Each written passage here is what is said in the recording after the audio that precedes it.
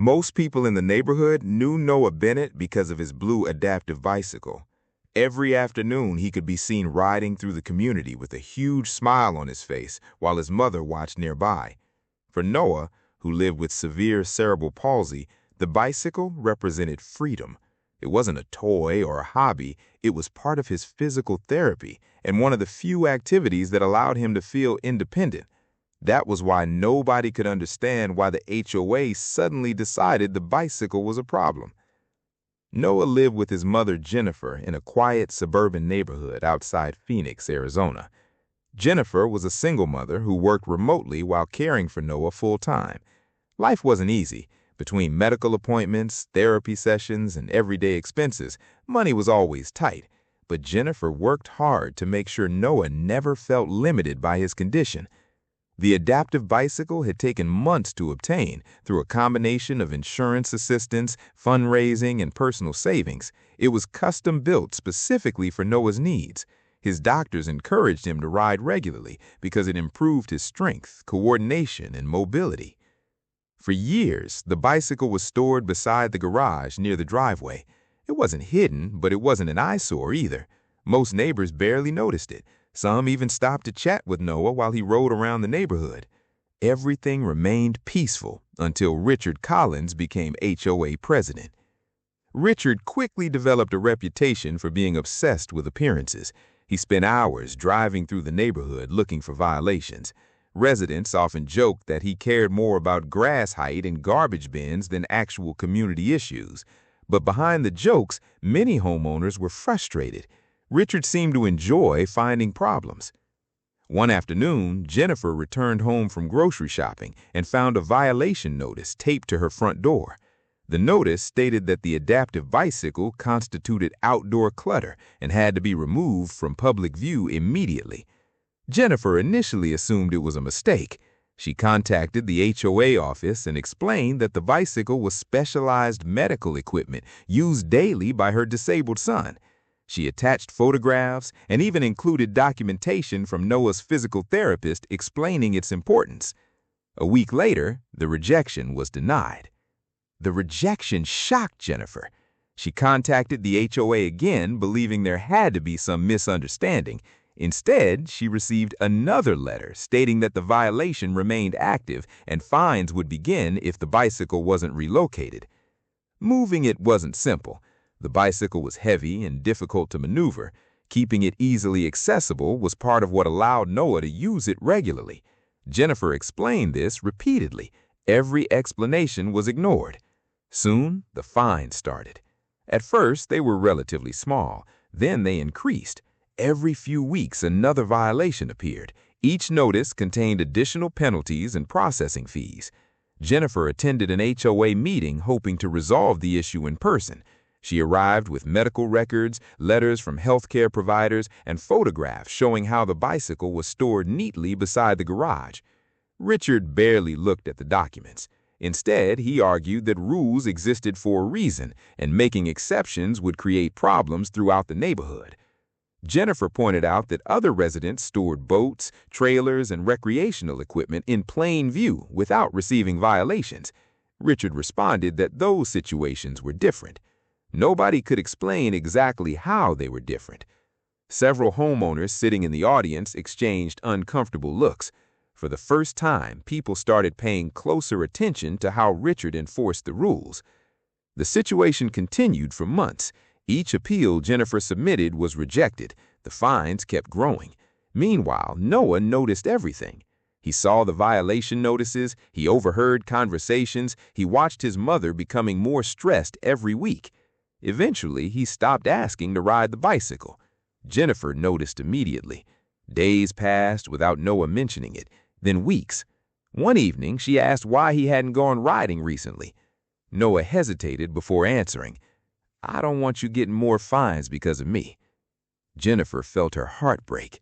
She assured him the situation wasn't his fault, but the damage was already done. The bicycle that once represented freedom had become a source of guilt. The next HOA meeting made things even worse. While discussing community violations, Richard publicly referred to Noah's bicycle as an eyesore. Then he made a comment that instantly changed the atmosphere in the room.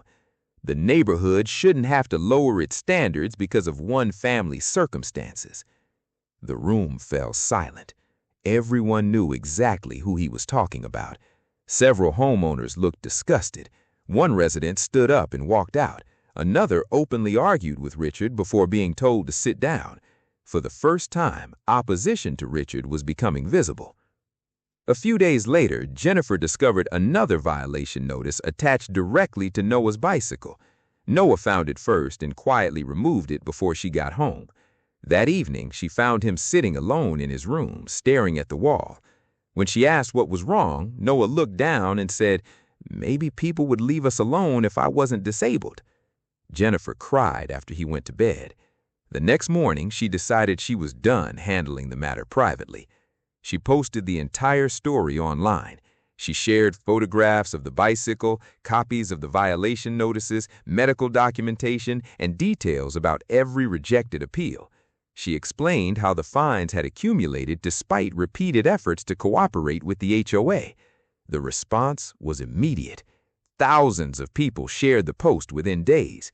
Parents of disabled children flooded the comments section with support. Advocacy organizations contacted Jennifer, offering assistance.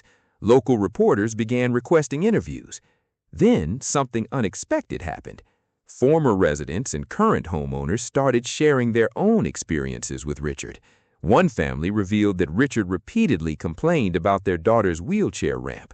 Another resident claimed Richard opposed accessibility improvements near the community clubhouse because they affected the neighborhood's appearance.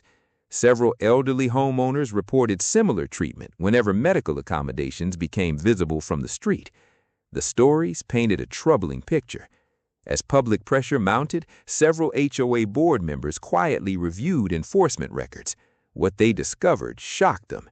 Richard had approved dozens of violations involving disabled residents, elderly homeowners, and families with medical accommodations. Meanwhile, similar issues involving other residents were often ignored entirely.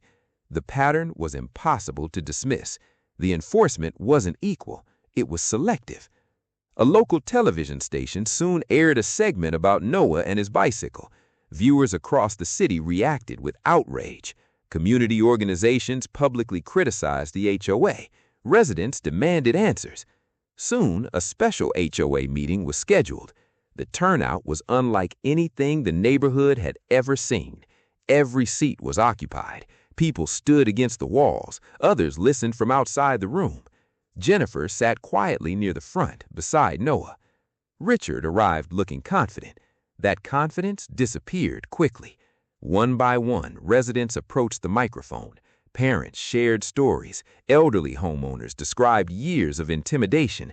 Disabled residents explained how they felt targeted whenever accommodations became visible. Then, an HOA board member displayed enforcement statistics on a projector screen. The numbers told the story better than words ever could. Disabled residents received violations at dramatically higher rates than everyone else. Several people gasped. Others shook their heads in disbelief. Richard attempted to defend himself by claiming he simply enforced community standards. The records made that argument impossible. Then another board member revealed even worse. Property management companies had repeatedly recommended granting reasonable accommodations to affected residents. Richard personally overruled those recommendations on multiple occasions. The room erupted. Within days, an independent investigation was launched. Several weeks later, Richard resigned as HOA president. The HOA canceled every fine issued against Jennifer. New policies were adopted protecting residents who required medical accommodations. Board members completed fair housing and disability rights training. Several families previously targeted by enforcement actions had their violations dismissed entirely. But the most important moment happened months later. The neighborhood organized a community event at a local park to celebrate new accessibility initiatives.